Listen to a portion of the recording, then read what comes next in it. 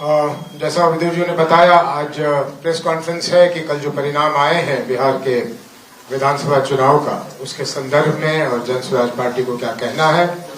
तो सबसे पहले बिहार की जनता को बहुत बहुत धन्यवाद, उनको बधाई हो। उन्होंने बढ़ चढ़कर इस 2025 के विधानसभा चुनाव में अपनी हिस्सेदारी दिखाई, जो लोकतंत्र के लिए बहुत ही अच्छा है। उसके बाद एनडीए को प्रचंड बहुमत पाने के लिए बहुत बहुत धन्यवाद और आने वाले दिनों के लिए उनको बहुत बहुत शुभकामनाएं।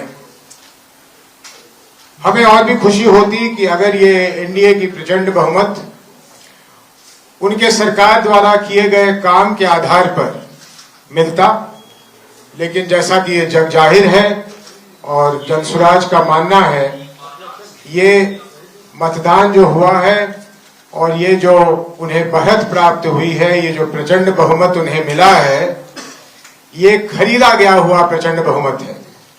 पहली बारी देश में, हालांकि छोटे छोटे ऐसे प्रयास होते रहे हैं, लेकिन पहली बारी मेरा मानना है, हम लोग सबका मानना है और अधिकांश बिहार के लोगों का मानना है, बाहर के लोगों का मानना है।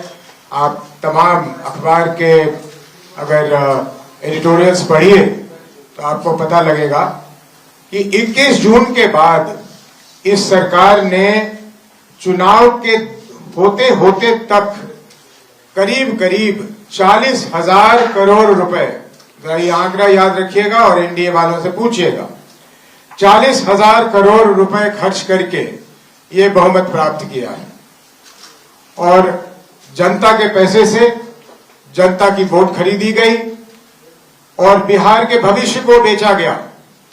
ये जो पैसे खर्च हुए हैं, इसको वहन करने की शक्ति बिहार के अर्थव्यवस्था में नहीं है और इस कारण जहां आवश्यक खर्च करने थे सरकार के पास, अब राशि नहीं बचेगी, न शिक्षा को सुधारने के लिए, न स्वास्थ्य को सुधारने के लिए, न यहाँ पे इंफ्रास्ट्रक्चर बनाने के लिए।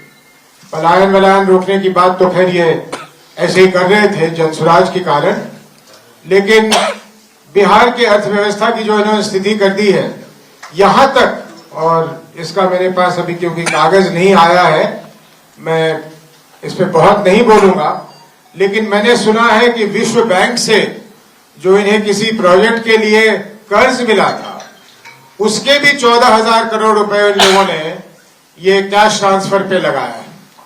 तो इस हालत में बिहार की जनता, जो सब लोग जानते हैं, मजबूरी में रहती है, गरीबी में रहती है, उसके लिए इतना बड़ा जो पैसा मिला तो उसको लगा कि ये वरदान है और इस कारण से मेरे समझ से, जन स्वराज की समझ से और सोचने वाले लोगों के समझ से प्रचंड बहुमत का यही कारण है।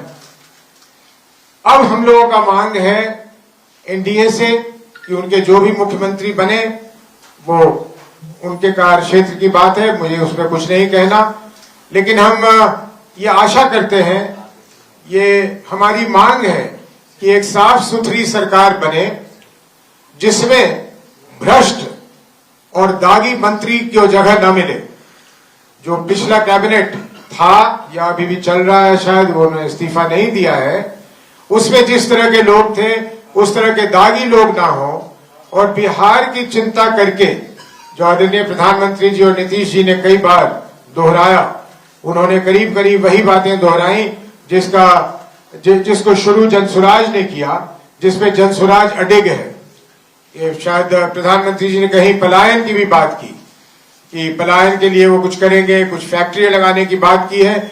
इन सारी चीजों को उन्हें तत्परता से करनी चाहिए। जन स्वराज की पूरी निगाह उन चीजों पे लगी रहेगी। जहां तक जन स्वराज का सवाल है, जिस संकल्प के साथ, जिस दृढ़ता के साथ हम शुरू हुए थे 1 साल 1 महीने पहले एक पार्टी के रूप में, वो दृढ़ता, वो संकल्प बिहार के लोगों को उसी तरह दिखेगा, बिना किसी परिवर्तन के। और हम जिस तरह से सरकार की नाकामियों को और सरकार के भ्रष्टाचारों को उजागर करते रहे हैं, भ्रष्टाचारियों को, वो हमारा सिलसिला वैसे ही चलता रहेगा, अनवरत चलता रहेगा। यूपीए को या महागठबंधन को बहुत ज्यादा सफलता नहीं मिली है, पहले भी जब उनके पास इससे अधिक संख्या में लोग थे तो एक विपक्ष की भूमिका वो नहीं निभा रहे थे। इसलिए जनसुराज का ये मानना है कि हमें हालांकि विधानसभा में बैठने की जगह नहीं मिली, लेकिन फिर भी बिहार में एक स्ट्रांग विपक्ष के रूप में आप जनसुराज को ही पाएंगे। सरकार के हर कदम को बड़े बारीकी से हम लोग देखेंगे, उसका विश्लेषण करेंगे, बिहार के लिए, बिहार की जनता के लिए उसके क्या लाभ हैं या क्या नुकसान है, उसको हम उजागर करते रहेंगे और आप लोगों से मुखातिब होते रहेंगे। इतना ही कहना था। अंत में ये कह दूं कि एक दुखद समाचार है कि हमारे तरारी से जो प्रत्याशी थे चंद्रशेखर जी, चुनाव के कुछ दिनों पहले उनकी तबीयत बिगड़ गई और कल उनका निधन हो गया। हम सबकी तरफ से उनको श्रद्धांजलि है, उनके परिवार के साथ हम खड़े हैं। तो यही कहने के साथ बात खत्म करता हूं मैं अपनी। मुझसे कोई प्रश्न हो तो पूछ लीजिए। उसके बाद मुझे क्योंकि जाना है तो हमारे प्रदेश अध्यक्ष जी रहेंगे आपके बाकी प्रश्नों का उत्तर देने के लिए। सर, प्रशांत किशोर राजनीति छोड़ रहे हैं। उन्होंने कहा था कि राजनीति छोड़ देंगे अगर जदयू को 25 सीट नहीं आ जाएगी तो। आप लोग समझदार लोग हैं, ये हमारा मानना है। आप वो तिथि याद कीजिए जब प्रशांत जी ने कहा था कि 25 सीटें नहीं आएंगी तो छोड़ देंगे। उसके बाद जिस तिजोरी खोलने की, जिन पैसों के बरसात की मैं बात कर रहा हूं, जिससे ये पूरा चुनाव प्रभावित हो गया, तो जब पूरा चुनाव प्रभावित होगा तो वो 25 सीटें बढ़ेंगी, ये बहुत आसानी से लोग समझ सकते हैं। इसलिए उनको, जब प्रशांत जी आपके सामने आएंगे, ये प्रश्न आप उनसे पूछ सकते हैं। मैं उनका स्पोक्स पर्सन नहीं हूं, आप उनसे पूछ लीजिएगा। लेकिन मेरी समझदारी ये कहती है कि जिस समय में जेडीयू की और एनडीए की वो हालत थी, उस समय में प्रशांत जी ने 25 सीटों की बात की थी और मैं अभी भी मानता हूं कि उस समय उन्होंने वो ठीक बात की थी। लेकिन उसके बाद के जो घटनाक्रम हुए हैं, उसके बाद जो चीजें हुई हैं, उसके बाद जो वोट खरीदने की बात हुई है, तो 25 सीटों पे वो नहीं रुका। लेकिन फिर भी इसका उत्तर अगर और आपको विस्तार से चाहिए तो प्रशांत जी से पूछिएगा। सवाल रहेगा, जनसुराज का जो पलायन का मुद्दा था रोजगार का, वो जनता ने स्वीकार नहीं किया? जनता ने बिल्कुल स्वीकार किया। अगर मैं सोच रहा था कि प्रदेश अध्यक्ष जी उसका उत्तर देंगे, लेकिन मैं बता देता हूं। देखिए, ऐसा है कि जनसुराज को निराशा है, हम हताश नहीं हैं, हमें वोट नहीं मिले। तो हमारा ये पूछना है अपने आप से भी कि भाई हमारे वोट कहां चले गए। तो वोट यहां चले गए कि राजद के न आने के डर से हमारे जो वोट थे वो पिछले आखिरी के 2-3 दिनों में एनडीए की तरफ चले गए और इस कारण हमारे वोट हर जगह पे आपको बहुत ही कम दिखेंगे। हम खुद आश्चर्यचकित हैं कि आखिर ये वोट हमारे गए कहां। लेकिन वोट जाने का मुख्य कारण ये है कि राजद के आने के डर से, मैं महागठबंधन में नहीं कह रहा हूं, उसमें कांग्रेस से उतनी डर नहीं थी उनको, लेकिन राजद के ना आ जाने की वजह से, कि राजद ना आ जाए, उन्होंने वोट शिफ्ट किया। उसके अलावे दिल्ली में जो बम ब्लास्ट हुआ, उसका बाकी का बिहार पे क्या असर पड़ा नहीं पड़ा मुझे मालूम नहीं, लेकिन क्योंकि मैं उस समय सीमांचल में था, वो मेरा गृह क्षेत्र है, इसलिए सीमांचल में उस बम ब्लास्ट का ध्रुवीकरण करने में काफी ज्यादा उसकी भूमिका रही है। ग्राउंड लेवल की राजनीति कितना प्रतिशत को वोट मिला? हमें इलेक्शन कमीशन के अनुसार हमें 4% से कम वोट मिला है और ये आश्चर्यजनक है क्योंकि हम किसी भी तरह से गिन रहे थे तो हमें 15% से अधिक वोट मिलना चाहिए था, लेकिन वो वोट नहीं मिला। क्यों नहीं मिला, इसकी हम अंदर चर्चा करेंगे और कोई ना कोई नतीजे पे पहुंचेंगे। लेकिन प्रथमदर्शी यही दिखता है कि राजद ना आ जाए, इस डर से हमारे जो वोट थे वो एनडीए की तरफ शिफ्ट हुआ।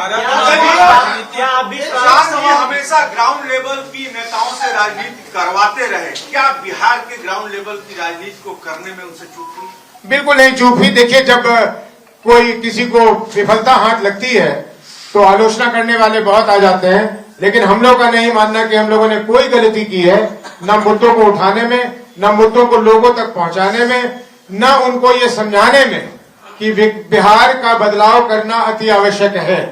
परंतु 2 चीजें जो हुई पहली बात तो जिस तरह से पैसों का ये बौछार हुआ, जो मैं पहले ही बता चुका हूं, और दूसरी बात राजद के आने के डर से कि राजद ना आ जाए, वो जंगल राज कह लीजिए, जो भी राज कह लीजिए, हालांकि मैं नहीं मानता कि वो जंगल राज था, लेकिन लोगों के मन में वो भय था।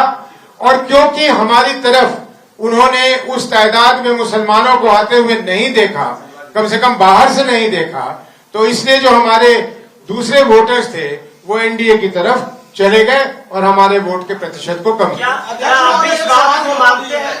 मेरा ये सवाल है कि जिस तरह से आप बिहार को नई पद्धति राजनीति की बताने निकले थे, कई बार जो पदयात्रा भी हुआ कई वर्षों से, तो क्या अब आपको लग रहा है कि फिर से जनसुराज को पुरानी किताब पढ़ने की जरूरत है बिहार की राजनीति? बिल्कुल नहीं, हमने पुरानी किताब बंद भी कर दी है, शायद जला भी दिया है। हम उसी किताब को पढ़ते रहेंगे, शायद पहले चैप्टर पे वापस जाना पड़े, जहां से हम शुरू हुए थे, जहां से प्रशांत जी शुरू हुए थे, हम बिल्कुल उसी पे चलेंगे। उसी की जरूरत है बिहार को। बिहार के लोग हमें बार बार कह रहे हैं कि हमें वही चाहिए। इसलिए एक घटना, क्योंकि एक चुनाव में हमारे साथ ये हुआ है या बिहार के लोगों ने अपने साथ ये किया है, वो तो समय बताएगा, लेकिन हम कहीं से भी बदलने वाले नहीं हैं। जिन मुद्दों पे हम चले थे उन्हीं मुद्दों पे पूरी दृढ़ता और संकल्प के साथ उन्हीं मुद्दों पे बढ़ते रहे। जीरो पर क्लीन बोल्ड होने का रीजन क्या हुआ? समीक्षा तो अभी तक नहीं किए होंगे, लेकिन 243 में एक भी सीट नहीं ला पाए। बिल्कुल, हमने पहले कहा था कि या तो हम 243 में 200 सीटें लाएंगे या शून्य होंगे। आप मेरी बात सुन लीजिए, मेरी बात को याद कर लीजिए, प्रशांत जी की बात को याद कर लीजिए। हम जानते थे कि इसकी संभावना है। जिस लीप ऑफ फेथ की बात एक बार नहीं दर्जनों बार प्रशांत किशोर जी ने किया है, वो लीप ऑफ फेथ क्या था? कल लीप ऑफ फेथ नहीं हुआ। 6 तारीख को और 11 तारीख को वो लीप ऑफ फेथ बिहार की जनता ने नहीं किया। बिहार की जनता ने एक तो कुछ ये पैसों की वजह से जो भी कहिए कि लालच में आ गए या उनकी जरूरत थी या जो भी था, और हमें खुशी है कि उनको मिला है, गैर जिम्मेदार तरीके से मिला है। बिहार की अर्थव्यवस्था को तोड़ने का यह एक नया तरीका है, लेकिन जनता को पैसों की आवश्यकता थी, जनता को पैसे मिले, हमें खुशी है। लेकिन इस कारण हमसे कहीं भूल नहीं हुई। 3 साल में जमीन के तब क्या काम किया जब जनता कन्वर्ट हो गई पैसे को लेके? तो अब ये कहना बड़ा मुश्किल है और इस पे टिप्पणी ना करूं तो अच्छा है। क्या आप भी इस बात को मानते हैं कि प्रशांत जी तमाम बड़े पार्टी को जितवाने का दावा करते रहे हैं, जब खुद लड़े तो क्या प्रश्न जब खड़ा हो रहा है कि अब खुद तो एक सीट भी नहीं लेकर आता है? जमानत नहीं बचा पाए। सर, वोटर एडिशन डिलीशन कितना बड़ा मुद्दा है, क्योंकि इंडिया गठबंधन के तमाम जो बड़े लीडर्स हैं मान रहे हैं कि वोट चोरी हुई है। आपको लगता है? जनसुराज का ये मानना नहीं है। जनसुराज का मानना है कि अगर 42 लाख लोग वोटर्स कटे हैं और उसमें ऑब्जेक्शन सिर्फ 4 लाख लोगों ने दिया है, तो मोटे तौर पे जो इलेक्शन कमीशन ने किया होगा वो ठीक किया होगा। मृत लोग हुए होंगे या जो लोग हमेशा के लिए बिहार से चले गए, तो 42 लाख लोग कट गए, तो इससे जनसुराज को कोई आपत्ति नहीं है। और ये कहना कि इसकी वजह से एनडीए जीत गई या महागठबंधन हार गई या जनसुराज को 0 सीटें आ गई, ये बिल्कुल निराधार है, इसका कोई मतलब नहीं। ठहरा रहे हैं, कह रहे हैं कि हमारी लड़ाई बीजेपी से थी ही नहीं, हमारी लड़ाई तो इलेक्शन कमीशन से थी और उनकी जीत हुई है। अब ये उनका कहना है, ये वो कहें, लेकिन मेरा मानना है कि वो भी शायद इस चीज को नजरअंदाज कर रहे हैं कि बिहार की जनता को चुनाव के बीच में ये पहली बार ही हुआ है और आप लोग इस पर रिपोर्ट नहीं कर रहे कि आचार संहिता लगने के बाद तक पैसे जाते रहे, चुनाव के पूर्व संध्या तक पैसे जाते रहे लोगों के अकाउंट में। जिस महिला को 500 रुपए के लिए वो कुछ भी बेचारी करने के लिए तैयार हो जाती है, दिन भर काम करती है, उसके खाते में अगर 10,000 रुपए आ जाएं और उसको मालूम है कि ये दोबारा मिलने वाला नहीं है, तो वो तत्कालिक रूप से तो वो वोट देगी। तो मेरे ख्याल से महागठबंधन वालों को भी इस तरफ ध्यान देना चाहिए। जनसुराज की ये राजनीतिक यात्रा जारी रहेगी। अध्यक्ष जी, आप उसको मुद्दा आप नहीं बनाकर मानते हैं? इसको 10-10 हजार रुपए जो चुनाव के बीच भी बढ़ता रहा, इसको मुद्दा, इस नैरेटिव को आप नहीं भुला पाए, ये मानते हैं? नहीं, हमें भुनाने की जरूरत नहीं थी। हम तो एक तरह से देखिए, चुनाव जीतना हारना ही सब कुछ नहीं होता। बिहार के लोगों को फायदा हो, हम इसके पक्ष में हैं। अगर हम 2,000 रुपए का मुद्दा नहीं उठाते तो 1,100 रुपए का पेंशन नहीं होता। में हम लोगों का ये कहना है कि यही चीजें करने का एक जिम्मेदार तरीका हो सकता था। इस तरीके से बांट देना खजाने को खोलकर ये गलत है, इसलिए इसको भजाने की कहां इसमें ये है। हम तो कह रहे हैं कि वो 2 लाख रुपए तुमने देने, अब दो, अब दिखाओ 2 लाख रुपए देकर कहां से दोगे, कैसे दोगे, तुम्हें राजस्व लाने का क्या तुमने योजना बनाया है, उसकी बात करो। आपका क्या प्रश्न था मनोज जी? जी अब एक प्रश्न बदल देता हूं मैं, जो आपने 15,000 करोड़ रुपया कहा जो प्रोजेक्ट के लिए 40,000 करोड़ रुपए, ये जो विश्व बैंक से 14,000 करोड़ रुपए विश्व बैंक के। प्रोजेक्ट को अब आप लोग कैसे घेरेंगे? जनसुराज एक राजनीतिक पार्टी होने के नाते, क्योंकि 70,000 करोड़ रुपए का भी जरा कुछ समय दे दीजिए, नया मंत्रिमंडल बन जाने दीजिए, ये क्या नीति लाते हैं, इनकी क्या पॉलिसी होती है, इन्हें बता देने दीजिए। हम सरकार में नहीं है ना, सरकार को अपने कदम उठा लेने दीजिए, फिर तो हम उन पे कुछ बोलेंगे। लेकिन मैंने ये कह दिया, आपका पहला प्रश्न था उसका उत्तर दे दूं, जैसे जनसुराज चल रही थी उसी तरह चलेगी। और सबसे बड़ा मुद्दा, जिस तरह से हम प्रखर रूप से भ्रष्टाचार के मुद्दों को उठा रहे थे उसी तरह उठाते रहेंगे। जिन बाकी लोगों को अगर इन्होंने मंत्रिमंडल में उन लोगों को लिया जिनके बारे में हमारे पास सूचना है, तो उस सूचना को फिर सार्वजनिक करेंगे। ये आप लोगों के सामने बोल देता हूं, कहीं ऐसा ना सोचे कि चुनाव खत्म तो वो बात खत्म, बिल्कुल नहीं खत्म। भ्रष्टाचार नहीं होने देंगे, भ्रष्टाचार पे हमेशा रोक लगाएंगे, भ्रष्ट लोगों को उजागर करेंगे, चाहे वो अफसर हो या राजनेता हो। ये जनसुराज निरंतर करती रहेगी। विपक्ष रहा नहीं क्योंकि उतनी सीटें ही नहीं आई है, 10% के लायक विपक्ष नहीं रहा। क्या जनसुराज विपक्ष है, विपक्ष जीवित है। अभी भी अगर देखिएगा तो 50% वोट एनडीए को नहीं मिला है, इसलिए विपक्ष है। बिहार में लोग विपक्ष की भूमिका निभाएंगे और जनसुराज बाखूबी को निभाएगा। उदय सिंह जी, मेरा एक सवाल है आपसे, जिस प्रकार से प्रशांत किशोर शराबबंदी की खिलाफत कर रहे थे, क्या लगता है आधी आबादी ने इस कारण से भी अपूर्ण कर दिया? बिल्कुल नहीं, शराबबंदी के पक्ष में सारी महिलाएं थी और इसका मैं व्यक्तिगत रूप से आपको कई उदाहरण दे सकता हूं कि महिलाओं ने कहा कि इसको जल्दी खत्म कीजिए, ये हमारे लिए अभिशाप है। क्योंकि हमारे घर में सूखे नशे की इतनी ज्यादा प्रचलन हो गई है और जो शराब सस्ती में हुआ करती थी वो महंगी शराब मिलती है और लोग महंगे दर पे वही शराब खरीदते हैं। जितना इसके कारण भ्रष्टाचार है उसकी कोई सीमा नहीं है, इसलिए ये कारण नहीं है। और मुस्लिम वोट बैंक की राजनीति का अंशदारी की लगातार बात की भागीदारी की, ऐसे में क्या लगता है मुस्लिम समाज ने जनसुराज को पूरी तरह से नकार दी? मुझे लगता है कि मुसलमानों को पूरी बात हमारी समझ नहीं आई और जिस तरह से हम उन्हें अपनाना चाहते थे, जिस तरह से हमने अपने दरवाजे खोले थे उनके लिए, उन्होंने उसको अभी स्वीकार नहीं किया तत्कालिक रूप से। हमारी प्रयास जारी रहेगी और मुझे कोई संदेह नहीं है कि देर सवेर मुसलमान भाई भी देखेंगे कि जनसुराज के साथ चलने से उनका ही लाभ है। उदय सर, बस संक्षेप में बातें पूछना चाहूंगी सुमेधा बीबीसी से। दो अगर आप फैक्टर्स बता दें संक्षेप में बस हमें, कि क्या वो 2 फैक्टर्स रहे हैं सबसे बड़े रूप से जो आपको लग रहा है कि जिसकी वजह से खाता नहीं खुल पाया है? बिल्कुल, मैं दोनों फैक्टर आपको बता देता हूं। पहला और इमीडिएट फैक्टर जो था वो इस तरह का लारगैस का बांटना, ये जो 40,000 करोड़ रुपए बांटे गए हैं, इसका हमारे लिए बहुत खराब परिणाम मिला है और मुझे लगता है कि महागठबंधन के लोग भी इससे प्रभावित होंगे। आज न कल उन्हें भी ये समझ आने लगेगा कि जिस तरह से महिलाओं ने, जिनके खाते में ये पैसे गए हैं, और अगर आप वोट की परसेंटेज को देखिएगा तो करीब करीब 72% महिलाओं का इसमें भागीदारी है। तो हम लोगों का ऐसा मानना है कि तत्कालिक, क्योंकि उन्हें तुरंत पैसे मिले, उन्होंने पैसों से एनडीए की तरफ वोट किया है। ये पहली बात। दूसरी बात, जनसुराज की जो वोट बैंक थी वो चाहती थी कि एक विकल्प मिले, लेकिन वो कतई नहीं चाहती थी।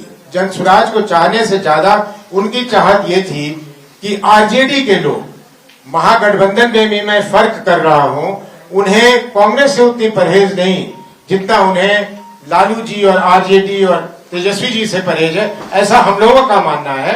और इस कारण जब उन्होंने देखा कि हमारे साथ बहुत बड़े तादाद में मुसलमान भाई खड़े नहीं हुए हैं और उनको हम विश्वास नहीं दिला पाए, जिसको हम अपनी विफलता कहिए तो मैं मानने को तैयार हूं, राष्ट्रीय अध्यक्ष हूं, ये स्वीकार करता हूं कि हम उन्हें ये विश्वास नहीं दिला पाए कि बिना मुसलमान के भी अगर वो सारे लोग हमें मत दे दें तो हम बहुत अनेकों सीटों पर कामयाब होते। तो क्योंकि वो नहीं कर पाए, इसलिए उन लोगों ने कैलकुलेट करके ये कहा कि भाई जनसुराज को वोट देने से हम आरजेडी के आने के चांस को बढ़ा रहे हैं और इसलिए हम इस बार सेफ्टी के लिए एनडीए को वोट दे देते हैं। ये मुख्य दो कारण हम लोगों को प्रथमदर्शी रूप से समझ आया है। लेकिन मैं साथ में जोड़ दूं, बहुत सारी चीजें हैं जिसको और महीनी से गहराई से देखने की जरूरत है और इस पर हम लोग जब चर्चा कर लेंगे तो कुछ दिनों बाद शायद और विस्तार से हम आप लोग को बता सकें। धन्यवाद, थैंक यू। और कोई प्रश्न हो तो प्रदेश अध्यक्ष जी करेंगे। आई डोंट थिंक, मुझे नहीं लगता है कि आप में से किसी और के पास कोई प्रश्न है, लेकिन मैं केवल एक बात ऐड करना चाहूंगा। जन सुराज के अपने सारे कार्यकर्ताओं को जो बिहार भर में हमारे साथ हैं, उन सबको मैं ये भरोसा दिलाने के लिए आया हूं, यहाँ ये बात कह रख रहा हूं कि जन सुराज अपने निर्धारित मार्ग पर चलती रहेगी। हम उनसे बहुत जल्दी ही वापस वैसे ही कनेक्ट होंगे जैसे हम उनके साथ थे और अपने संगठन को मजबूत करने के लिए और आगे बढ़ाने के लिए उनके सहयोग की हमेशा आकांक्षा रखते रहेंगे। सो आप सबका बहुत बहुत धन्यवाद, हमारे कार्यकर्ताओं का बहुत बहुत धन्यवाद और आप सब महानुभावों का यहाँ प्रेस कॉन्फ्रेंस में आने के लिए भी बहुत धन्यवाद। अध्यक्ष, एक छोटा सवाल है। इस तरह से सत्ताधारी दल ने लगातार 10,000 रुपया पास करके 1,61,00,000 महिलाओं को दिया पैसा। क्या आने वाले समय में जो भी चुनाव है अन्य प्रदेशों में जहां सत्ताधारी दल एनडीए है, तो जो भी हो, वो भी अगर इस तरह के कृत्य अपनाते हैं तो कहीं न कहीं तो विपक्ष को इसका खामियाजा भुगतना पड़ेगा। इसको लेकर क्या करें? आपका सवाल दूसरी तरह से होना चाहिए था। आपका सवाल ये होना चाहिए था कि अगर सत्तारूढ़ दल अपने अधिकारों का इस तरह से दुरुपयोग करे तो क्या न्यायालय को इसका संज्ञान लेना चाहिए या नहीं लेना चाहिए?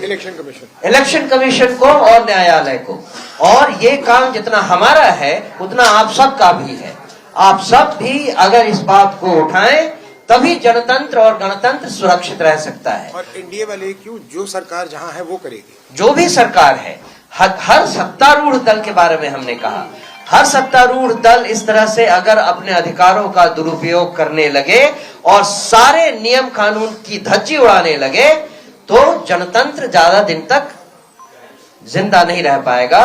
इसके जिम्मेदार हम भी हैं, आप भी हैं। धन्यवाद। अध्यक्ष जी, आज बड़ा अच्छा मौका है, अगले साल जो पंचायत का चुनाव है, क्या आप अपने कार्यकर्ताओं को वहां उस रूट तक उतार के पंचायत में भी जाना? हमारे संगठन पंचायतों तक बनना है, लेकिन पंचायत इलेक्शन में हम किस हद तक अपनी भागीदारी लेंगे इसके बारे में हम डिसाइड करेंगे आने वाले समय में। अगर आप ये वीडियो YouTube पर देख रहे हैं तो हमारे चैनल को सब्सक्राइब कर बेल आइकन दबाएं और Facebook पर देख रहे हैं तो हमारे पेज को लाइक करें।